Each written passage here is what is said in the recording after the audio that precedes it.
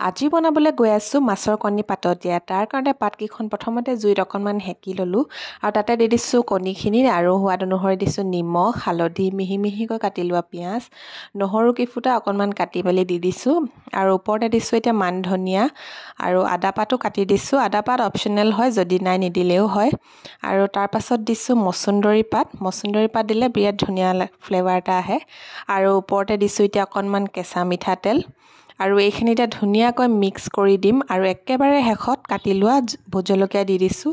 শেষত দিছোঁ নহ'লে হাতখন পুৰিব যে, সেইটো কাৰণে। আৰু এতিয়া ৰছী দি ধুনীয়াকৈ বান্ধি দিছোঁ যাতে খুলি নাযায়।